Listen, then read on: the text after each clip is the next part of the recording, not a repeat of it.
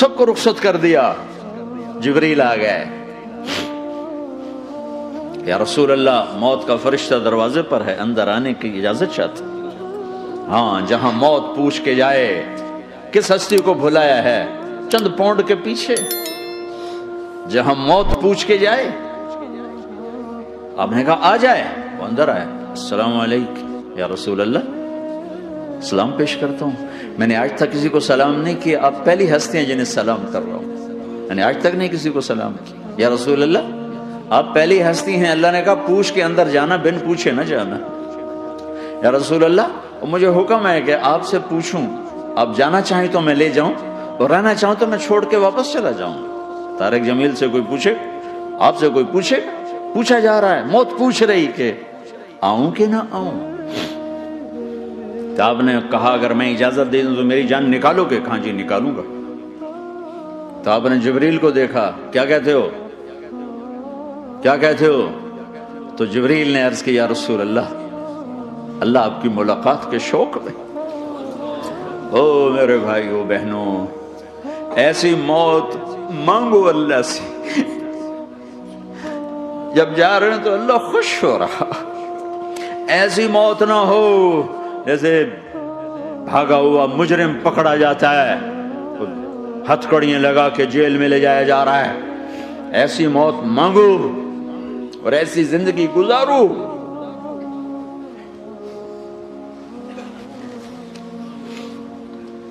موت ہمارے لیے راحت ہے, اللہ خوش ہو رہا. جب سعد بن معاذ کا انتقال ہوا تو آپ نے فرمایا, میرے نبی نے فرمایا, سعد بن معاذ بڑے صحابہ میں ہیں, میرے نبی نے فرمایا کہ آج اللہ کا عرش خوشی سے جھوم اٹھا ہے. چونکہ وہاں تو جا رہے ہیں نا, یہاں سے نکلنا ہے, وہاں تو پہنچنا ہے, وہاں تو خوشی ہے, یہاں غم ہے. تو آپ نے کہا, میرے نبی نے فرمایا کہ آج میرے اللہ کا عرش سعد کے پہنچنے پر خوشی میں جھوم اٹھا ہے. ایسی موت مانگو کہ اللہ کا عرش بھی خوشی سے جھومے, اللہ بھی خوش. کیا کر رہے ہو, کدھر جا رہے ہو؟ اس دھوکے کے گھر, اس مچھر کے پر, اس مکڑی کے جالے, اس دکھوں کے گھر, اس غموں کی دنیا میں کیا ڈھونڈتے ہو؟ جاؤ اللہ کو ڈھونڈو, جاؤ اس کے حبیب کو ڈھونڈو, پھر جاؤ مزے کی زندگی یہاں گزارو, مزے کی نیند قبر میں پوری کرو, اور جنت میں ہمیشہ کی راحتوں کے مالک بن جاؤ.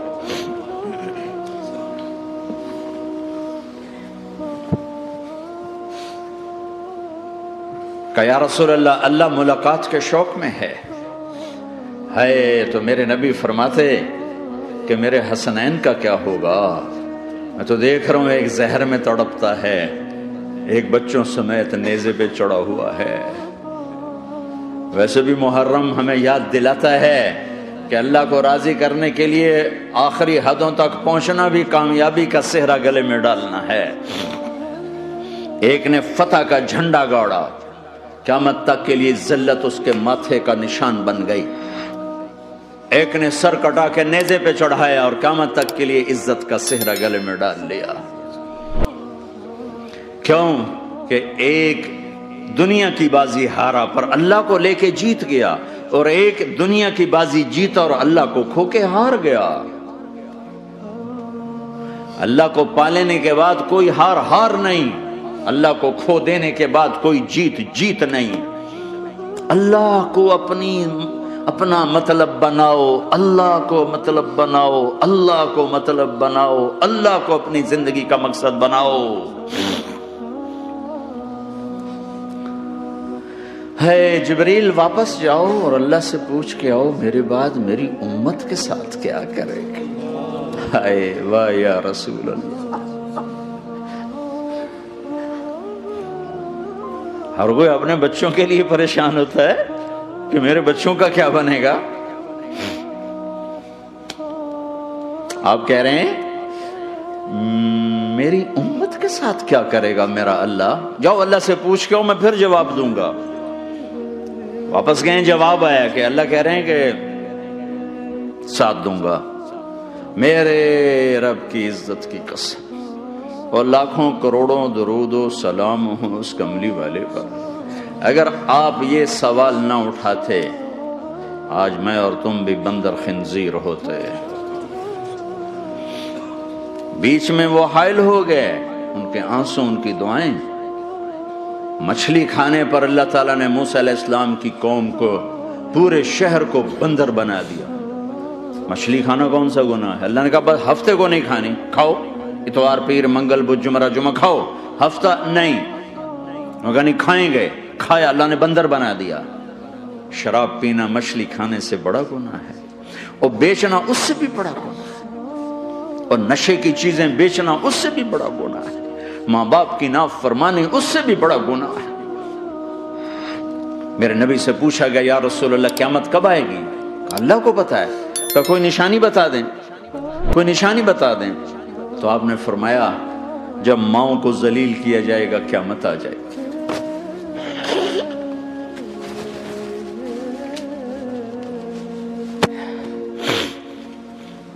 یہ تو اس کی دعائیں ہیں،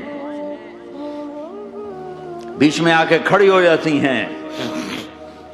اللہ تعالیٰ نے کسی کو بندر بنایا، کسی کو خنزیر بنایا، کسی کو زمین میں دسایا، کسی کو پانیوں میں بہایا، کسی کو ہواؤں سے اڑایا، کسی پر آگ کو برسایا، کسی پر بجلیوں کی چمک کو سے ان کو راکھ کیا۔ کب میرے رب نے کیا کچھ نہیں کیا۔ وَكَمْ أَهْلَكْنَا مِنَ الْقُرُونِ مِنْ بَعْدِ نُوحٍ وَكَفَى بِرَبِّكَ بِذُنُوبِ عِبَادِهِ خَبِيرًا بَصِيرًا۔ کیا کچھ نہیں ہوا ہمارے ساتھ، وہ کیوں نہیں ہوا کہ وہ کملی والے کی دعائیں ہیں، دعائیں ہیں، دعائیں ہیں، رونا دھونا ہے، امتی امتی۔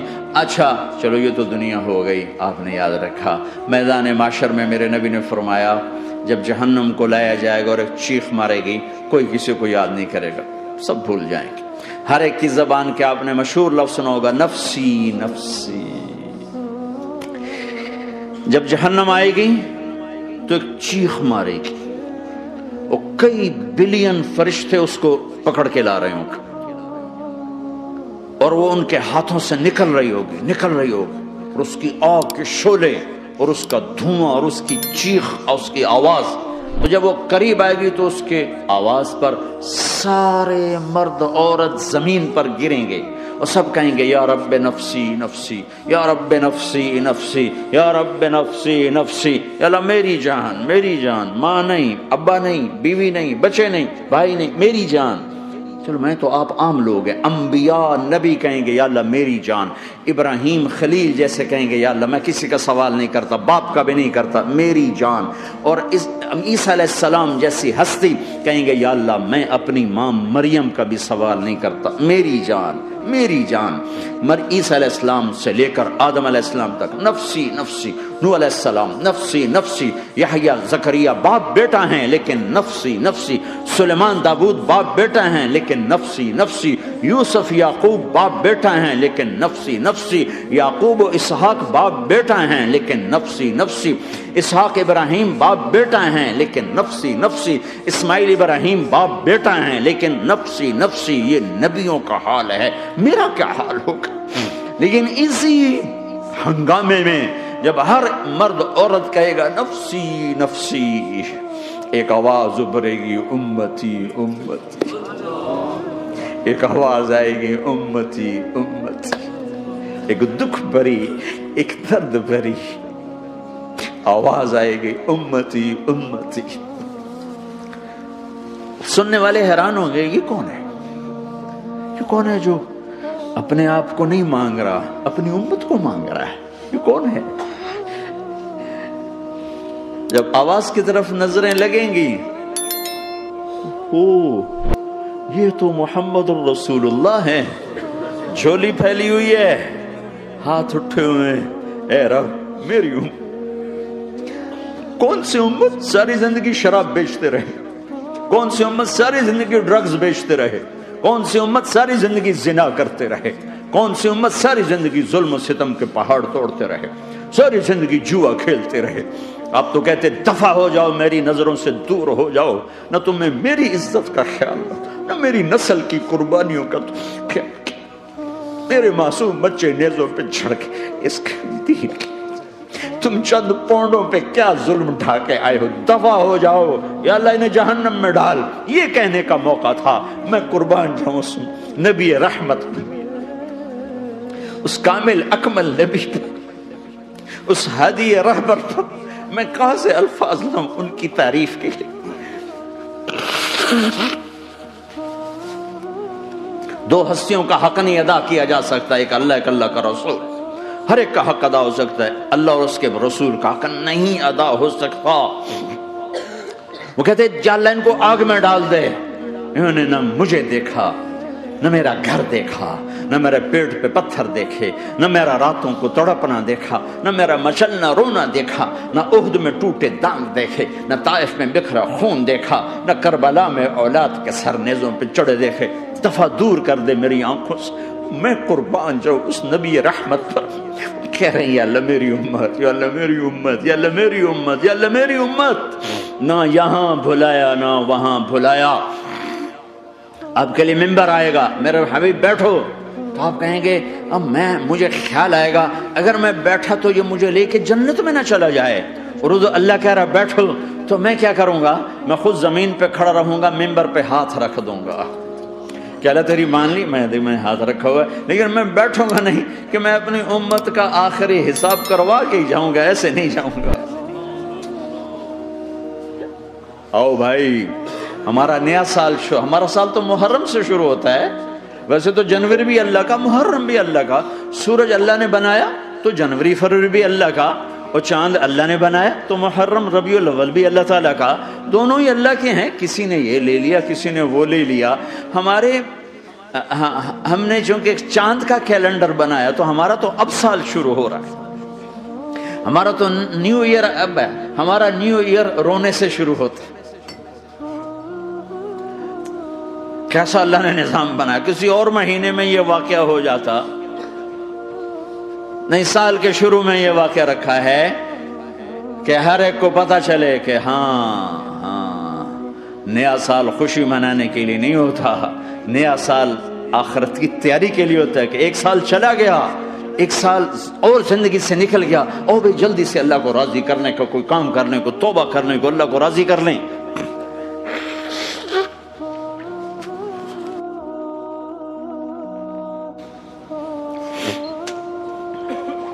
لیکن آپ کیا کہہ رہے ہیں؟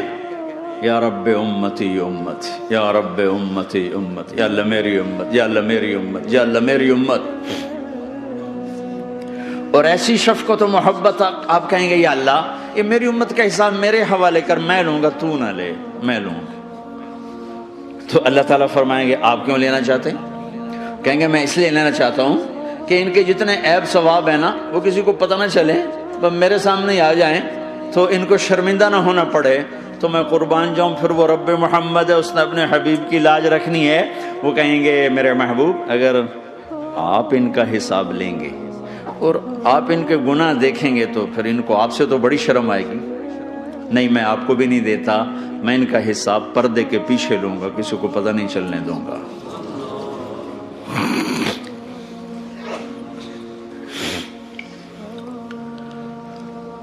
اتنی بڑی ہستی، اور آگے دیکھو طائف میں پتھر پڑ رہے ہیں، اور ہر قدم پہ پتھر پڑتے ہیں، یہاں تک کہ ایک دم پتھر پڑنے سے تو خون نہیں نکلتا، پتھر کون سا کوئی تیر ہوتا ہے، پتھر تو پتھر، لیکن اتنے پتھر پڑے پنڈلیوں کے اوپر کے پھٹ گئیں، ان سے خون نکلتے نکلتے نکلتے جو جوتا تھا پاؤں میں ایسے ساتھ ایسے چپک گئے، اور ساری کائنات کے دلہا سردار بے ہوش ہو کے گرے۔ وہ آپ کے غلام زید نے نوکر تھے، انہوں نے اٹھایا کندھے پر، بھاگے، پیچھے وہ سر پہ چڑھے ہوئے پتھر مار رہے ہیں، اور آپ جتنا بھاگ سکتے تھے بھاگے، یہاں تک کہ بے ہوش ہو کے گر گئے۔ خون زیادہ نکل گیا تو انہوں نے کندھے پہ اٹھا دوڑ لگائی، اور آگے سامنے باغ تھا، کس کا؟ سب سے بڑے دشمن کا، مکے والے عتبہ بن ربیعہ۔ عتبہ کون ہے؟ یہ جنگ بدر میں جس کے ہاتھ میں جھنڈا تھا، اور جنگ بدر میں قریش مکہ کے لشکر کا جو چیف تھا وہ اس کا باغ، لیکن زید کو کوئی پناہ نظر نہیں، وہ باغ میں گھس گئے اور اللہ کے نبی کو ایک انگور کی بیل کے نیچے لٹایا. تو جان کا دشمن عتبہ، لیکن جب اللہ کے نبی کو خون و خون دیکھا تو اس کا دل بھی پگھل کے رہ گیا. کہنے لگا ہائے ہائے، طائف والوں نے محمد کے ساتھ کیا کرتا. جس پر دشمن کو رحم آیا ہمیں اس پہ رحم نہیں آیا، ہم نے اس کے آنسوں کی کوئی قیمت نہیں لگائی. وہ اتنا ایموشنل ہوا کہ جلدی سے گیا اور پلیٹ میں انگور توڑ کے سجائے. جب جانے لگا تو پھر شرم اور وہ ایک حجاب درمیان میں آڑے آ گیا تو اپنے غلام کو بلایا، عداس کا، عداس یہ لے جا وہ جو آدمی زخمی پڑا اسے جا کر کہنا کہ تمہیں رشتے داری کی قسم میرے انگور رد نہ کرنا، کھا لے. حالانکہ موقع تھا کہ قتل کرتا، ہر وقت قتل کرنے کے منصوبے بنا رہے، موقع تھا کہ قتل کرتا. ایسا حال تھا کہ قاتلوں کے بھی آنکھوں میں آنسو آئے. نہیں آئے تو تمہاری آنکھوں میں نہیں آئے. چند پونڈوں پہ اپنے نبی کو بیچ دیا.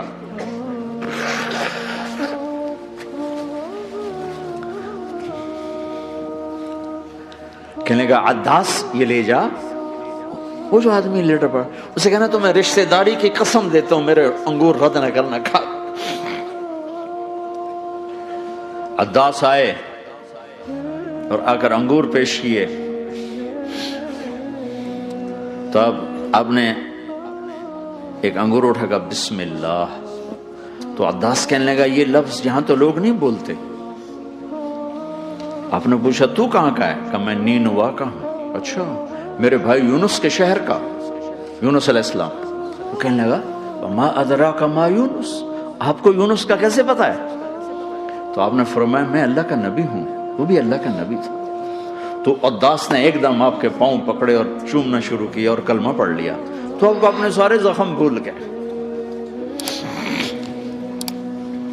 پھر جو آپ نے اللہ سے بات کی ہے نا، آئے ہائے ہائے ہائے ہائے، کیا اللہ پاک کے سامنے اللہم اشکو الیک ضعف قوتی وقلت حیلتی وحوانی علی الناس.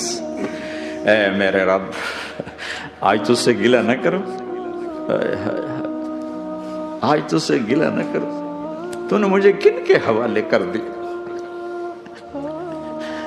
تو نے مجھے کن کے حوالے کر دیا. الی عدو ملکتہ امری او بعید یتجحم، ایسے دشمنوں کے حوالے تو نے کیا جنہوں نے میرا یہ حال کر دیا. تجھ سے کون سا چھپا ہوا ہے. ساتوں آسمان لرز گئے، عرش کانپ اٹھا اور جبریل فرشتے کو لے کر ایک سیکنڈ کے کروڑویں حصے میں حاضر. یا رسول اللہ حکم فرمائیں اطبق علیہم الاخشبین، یہ دو پہاڑ اٹھاؤں گا اور یوں ایسے چکی کی طرح یوں کر دوں گا. نبی رحمت، نبی رحمت، نبی رحمت. ارے تم تو آپس میں رحمت نہیں رہے ہو، ایسی فرقہ واریت کی آگ میں جلے ہو کہ ایک دوسرے کو سلام کرنا چھوڑ گئے، ایک دوسرے کے پیچھے نمازیں پڑھنا چھوڑ گئے. اور جاؤ پاکستان میں دیکھو ایک دوسرے کے خون کے پیسے پھر رہے. یہ کون سی امت ہے، یہ کون سا اسلام ہے.